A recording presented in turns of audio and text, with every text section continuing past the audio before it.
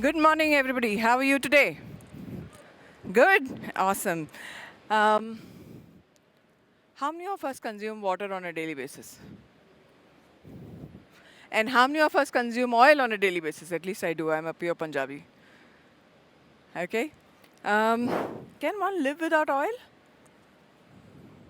Can one live without water? No, right? And that's my entire philosophy around data, right? Um, the entire concept of the fact that data is the new oil, I'm challenging that by saying either data is the new air or data is the new water. And why am I sticking to water instead of air? 70% of the earth is actually surrounded by water. We agree to that? Yeah? How many of us have drinking water challenges at home? We do, right? Which means the quality of the water is really not as good as we want it to be. I can't go to a lake and drink water straight from that lake. I can't go to a beach and drink water straight from the beach. Right? I need that data or that water to be processed before I can consume it and before I can have it. And that is why I do believe that data and water have some similarities. And that's the entire premise of me saying data is no longer the new oil, but it is really the water that we consume every day. Okay, data quality, data consumption, and all of the things around data is something that we can equate with water. We cannot consume waters directly. Today, the amount of data around us, and I have some slides on that, we cannot consume data directly as it comes from us, right?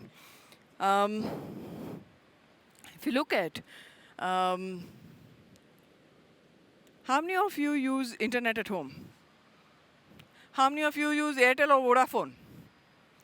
The speed of that is in MB, right? If I go into an act or I go into a Spectra or something similar, I get GB kind of data. How many of you use Google Drive? Okay, buying 2 terabytes of data and everything. 2 terabytes of data? Yeah, but that's us as individuals. Our organizations today have petabytes of data, and that's what we are using, right? But today, across the globe, you're talking about zettabytes of data. Do you know how much of data is a zettabyte of data? 10 to the power 27. How many zeros is that? How many people watched KBC when it came out the first time? Right? And Amitabh Bachchan said, 7 zeros followed by 1. Right? You're talking about 27 zeros followed by 1. That's the amount of data today that the globe has, and the globe is processing. And if we go from here to actually, my slides are not moving. They're not moving here, and I assumed it was moving behind. So if we go from here to actually what 2025 will look like, you're going to be seeing a 61% growth in the CAGR of data. Okay, from where it is today to where it will be in 2025, a 61% growth in data. Do you know what 175 zettabytes is? If you stack Blu-ray discs from the Earth to the Moon 23 times, that's 175 zettabytes of data. And that's the kind of data you and I and everybody around us in our ecosystem are going to be looking at, are going to be waiting to consume, right? And if we are able to consume that data, and if we are able to convert that into meaningful insights that can drive business outcomes and real cool, powerful business value, that is what data democratization is all about. Just another view of data where how much of data will be produced by which regions. China leads it, India is somewhere in the middle. But China really leads how data will be produced in the globe. This is a very interesting slide for me, and it talks about how the data is created, where would it be processed, and how it would be stored, right? You and I are typical endpoints for this entire data exercise, right? We use our mobile phones on a daily basis. As I was coming here, I was ordering on Big Basket, okay? I was ordering my groceries. I am a very, very heavy user of Amazon. So data anywhere, anytime, I'm an endpoint. As I am going on Facebook, I'm going on Twitter, I'm going on LinkedIn, somebody somewhere is tracking all of that. Every time I press on an ad, or I figure out is there a better way to lose weight for myself, okay, somebody somewhere is processing that and keeping that so that I can get relevant ads for myself the next time I log in, right? So I'm an endpoint, I'm generating the data. That data goes into the edge. And that's where the demographics get aggregated.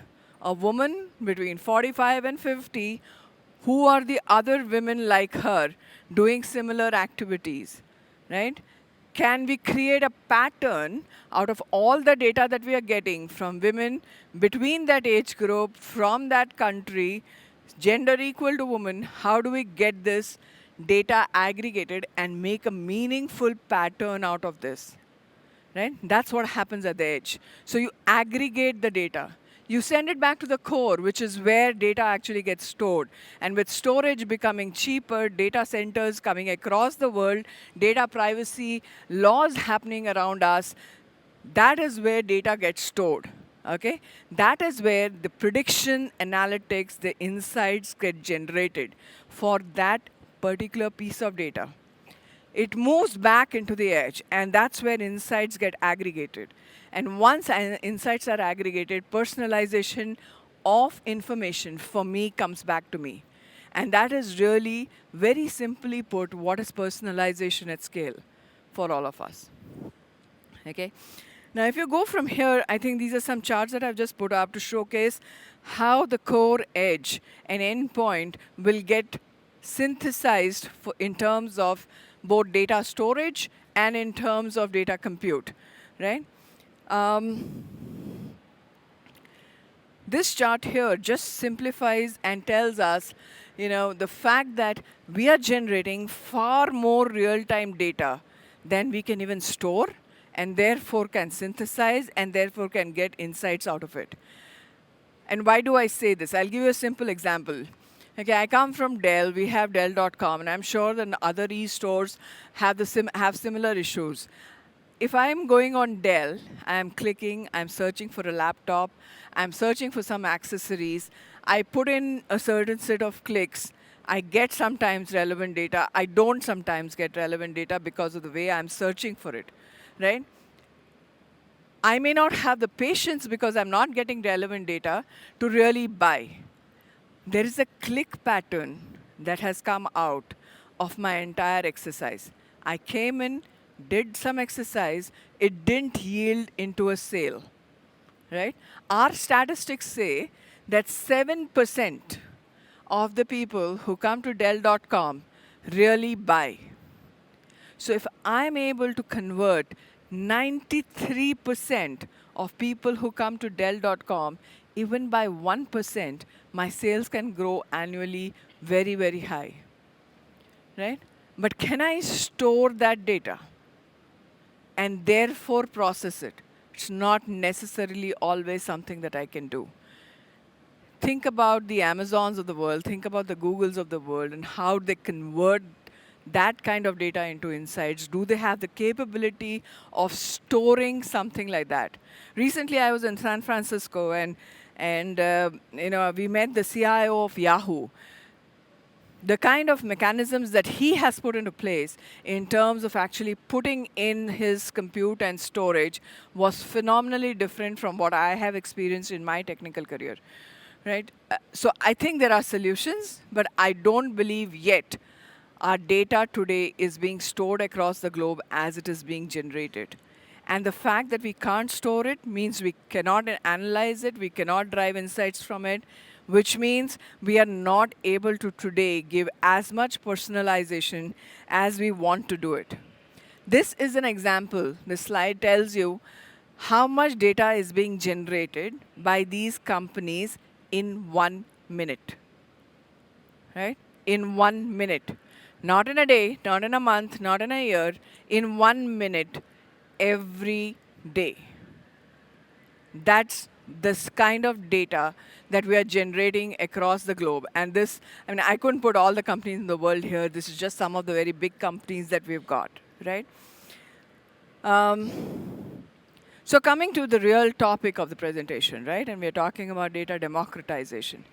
Democratization is really the opposite of what today we have in the globe, right?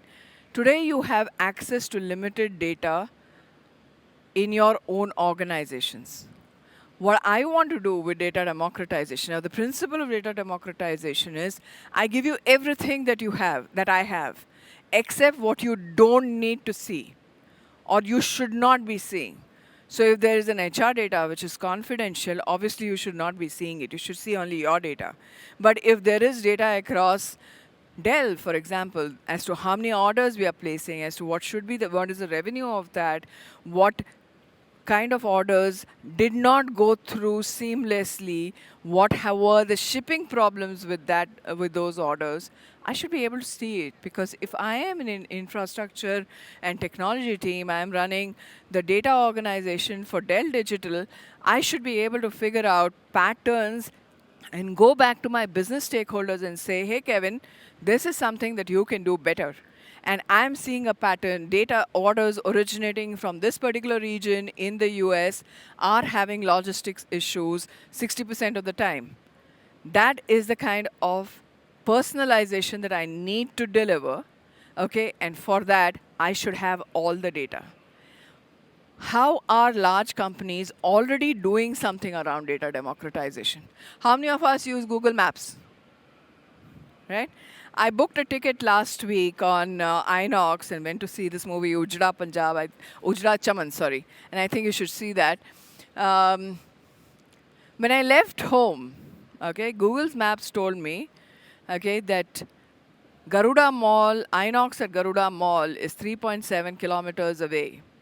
And it will take you 12 minutes to reach.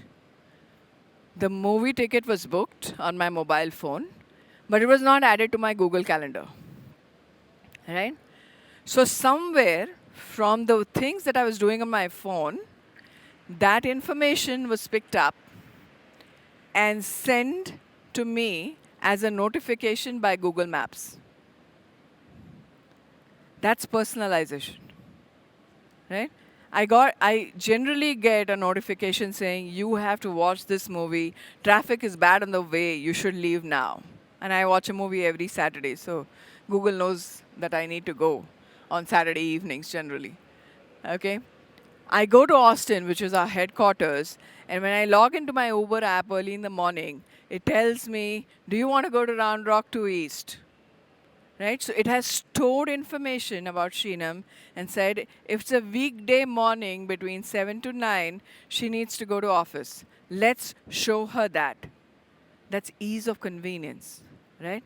I don't need to enter the address. I don't need to go search in my history. It just tells me this is where you possibly need to go. On a Saturday evening, I'm Austin. I generally go visit my friend. Uber will tell me that maybe this is the place that you want to go to today. Right? So they're making personalization at scale. And that is the concept of data democratization. That is what is allowing us, okay, to simplify our lives, to get instant gratification, and to actually use technology that helps us. Right? If I go to Amazon, okay, and I order a bed sheet on Amazon, and if it's the same bed sheet that I ordered last year, it'll tell me, you ordered this last year. Do you really want to order it again? Right? So it's telling me, listen, Sheenam, you ordered it last year. Okay, maybe you don't want to repeat it. Right? If you want to repeat it, your choice. But maybe you don't want to repeat it. I'm just telling you. Okay, in all your transactions, you may have forgotten that. That is personalization at scale. Right? I'm one of the millions of users that Amazon has. But yet, when I go and select something and put it in my cart, I get a message which is highly, highly personalized. I'm not even going down the path of if I looked at something, I get an ad in the corner when I'm in Hotmail and all of that. That is also personalization. But to me, the fact that I'm told that, hey, you ordered this, do you want to order it again? Is personalization, because then the decision is mine. Do I want to order it again? No, not again. I don't. I want some variety. I may not want some variety. So, what is really the concept of data democratization? It is the 4 A's that you see here, right? It's data, which can be used by anyone.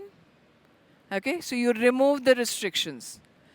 Anyone should have access to all data unless it is prohibited or it needs to be controlled. It should be available at any point of time. It should be anywhere. Okay? If I am on the road and I need to see an insight, it should be made available to me. And it should be any kind of data. So those are the 4 A's that I believe are the very strong A's that we have to have as principles, basic principles for data democratization. Let me give you some examples, right? And I'm going to go back to our business at Dell, and therefore maybe you will also understand it a little better. The head of APJ sales, right, our president, is going to meet Reliance. Now, he's moving from one call to another because he's based in Singapore. He's come to Mumbai. He's moving from, let's say, a Yes Bank to a Reliance. He's got 45 minutes on the way in a cab. He wants to understand what is the relationship that Reliance has with Dell.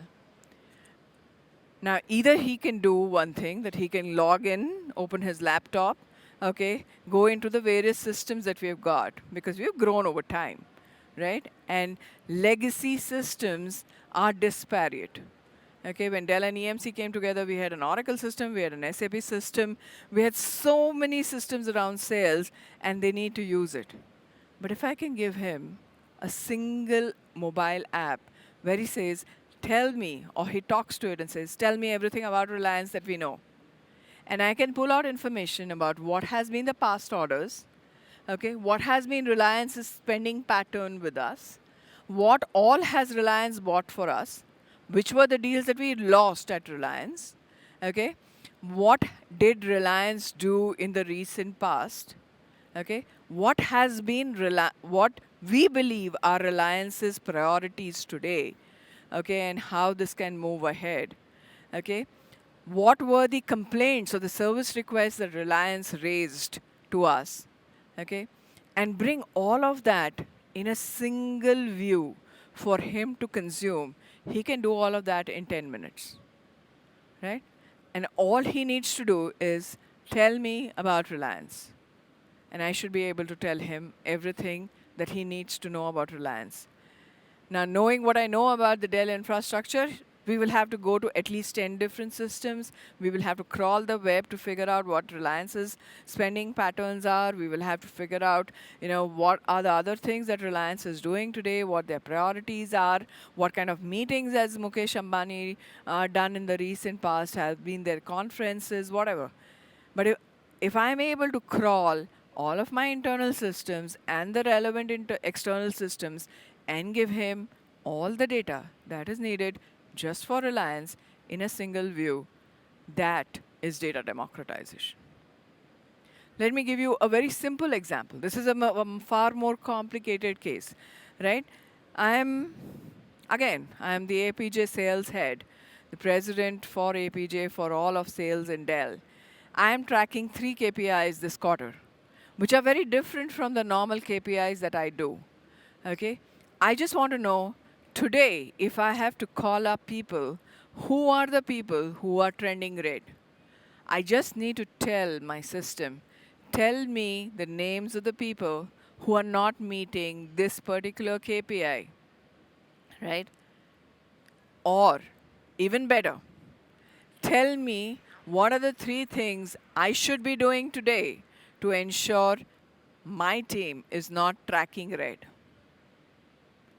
if I ask such a simple question, okay, the amount of data sets that you will need to parse, that you will need to connect, and that you will need to signal through, but yet get him something that he can consume in less than a second or less than a fraction of a second, that is data democratization.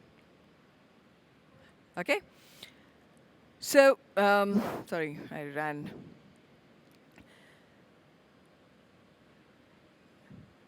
Most places, if you ask something as simple as that, the amount of systems that you have to go through, okay, the amount of places that you have to go through is going to be extremely, extremely difficult.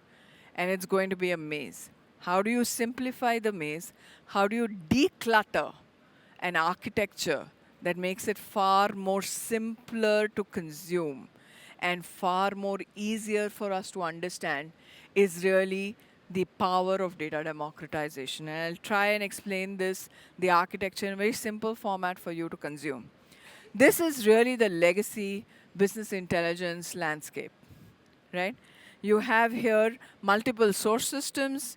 You would have latent data, okay, which is lying in systems which are not really in your data center, but still need to be combined with your source systems. Then you would have created multiple data lakes. You would have had some places you have Teradata, you would have Greenplum, you will have a Hadoop. Some of your data may already now have reached the cloud, okay? Then you have, the classic data discovery tools, right? How do you actually go out and discover the tools? So it could be a combination of your consumption channels and the data discovery tools. It could be Tableau, it could be BobJ, or it could be really combining all of these and actually creating some code, creating some data marts, creating cubes, which can then be consumed and converted into reports.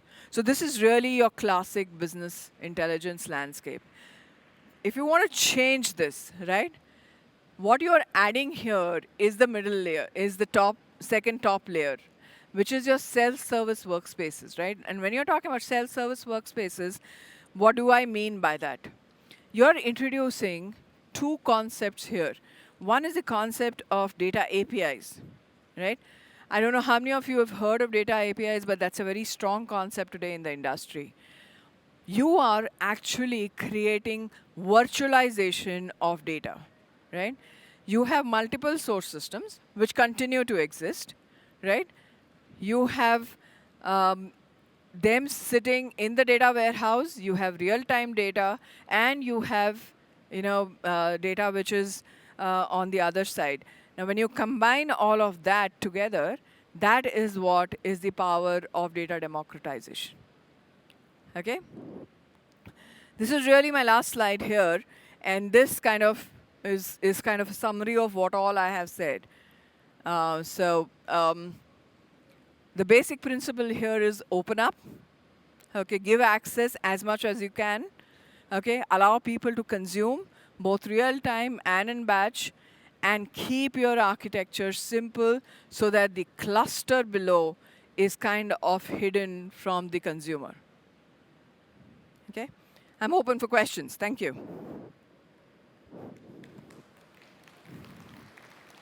Hi, could we have questions, please?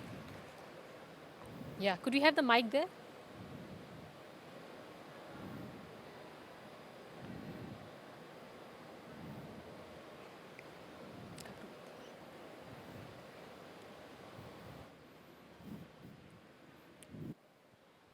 Yeah, so I wanted to ask, how do we draw the line while personalization and ease of use is very good and very called for, but how do we draw the line between personalization and ease of use and user privacy? So I think privacy is a very big subject today, right? And what we do is we actually start taking preferences. So we actually have our users give preferences to us as to what they want to do. At a base level, most organizations, what they do, and this is something that everybody should be aware of, is that if you have not set your preferences, it means they have access to everything. Okay? So they have already implemented some fundamentals of data democratization from a privacy perspective. It's really our responsibility as endpoint users and consumers and the people who are using their applications to go and tell them, what about me you can use? What about me you can consume? Right? And then it leaves the onus on the organizations to actually follow those privacy laws. And privacy is not restricted just to what you said. These are really customer preferences that customers set. But how do you manage data with respect to an EMEA GDPR or a California Privacy Act or something that today China and India are talking about from a privacy perspective? So I think that is an entire governance layer, which, whether it is data democratization or otherwise, very, very important. But with respect to data democratization, becomes far more critical, because what I need to therefore do is I need to have a metadata starting from source all the way to the various endpoints and say that I know where my data is being used, I know the temperature of my data, and I ensure that the data does not violate any kind of privacy laws. Does that help you? Yeah, yeah, thank you. Thank you.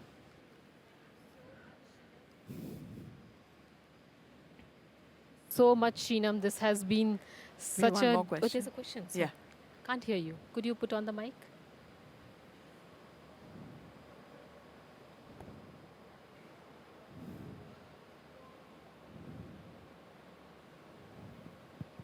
Hello. Hey. Yeah. Hi, Shinam. So my question is related to unstructured data. With so much of unstructured data that we generate in the organizations and the democratization coming into play, would that lead into some problem, or would that help? So I think there is no problem in the fact that we are generating unstructured data and we are keeping it, right? The issue today is that the amount of unstructured data that we are generating, we really do not have the capability to store all of that.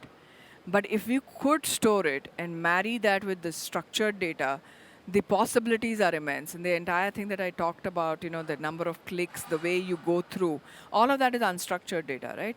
Now, how do you marry that to a consumer, his buying patterns and his consumption patterns, and actually tell him, for example, when you're sending a marketing campaign, as to, hey, this is what something that can interest you.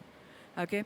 How can you tell him, okay, the retail price of this is $1,400, but I can give it to you at $1,370, right? Because you probably figured out that that's what he was looking at, because he started looking at cheaper laptops, okay, and increase your sales. So the issue is really how you can combine these data sets and make meaningful insights out of it. It's not about, generating that, really. All right. Helps you? Yes. Yeah. Thank you. Okay? Okay, maybe one last question. Yeah. Yeah. Sorry, we're short of time. Could we have the mic, please? Yeah. Thank you. The question is about, are you able to hear, right? I can hear you. So the question is about data quality. So like you said, the data is like water. So you can clean up a lake, but once the river will flow in, is more difficult. Once the Correct. ocean will flow in, it is Yeah. more complex. Yeah. So if the large number of data will come in, who will control the data quality issues? Like if I'll go in a company level, in an initial starting of the year or something, we can't do reporting because the data is very much volatile. And if it's we are doing for current year, we can't do much about planning. But what if we want to do for 3-4 years data? That data is not volatile. It's like some random data. How can you Yeah. how can you control about the data quality issue so that we can plan 3-4 years next? Because a company need not just this year planning, but like 5 years planning, down the line 10 Yeah. years planning. So I think historical data should already have been cleansed. But the need for real-time data, right, is becoming very high. Our president of sales in the United States, he came back to us with a requirement. He said, I want data at 5:30 a.m. so that I can decide how the day looks like, right? And what should be my priorities. I want data real time reaching me so that I can make meaningful insights. Now, if I have to support him with something like that, I have to move quality really left, right? And I have to start telling my source systems, you are generating bad quality. Which means I have to have the capability of either using tools that are existing in the market, something like a Manta and a Colibra, to actually go out and figure out what we are doing with data quality and tell the source systems you're generating bad quality, or somewhere during the course of the transformation, the loading exercise, using again tools that are available in the market like Kafka, do in-motion analytics of data quality and start correcting that real time. So those are the kind of trends that we are seeing now in the industry. Yeah. Okay, Thank you thank you. so much, Sheenam. Thank you. I wish we could let you talk more and more. We don't want to let it get Thank you, Neha.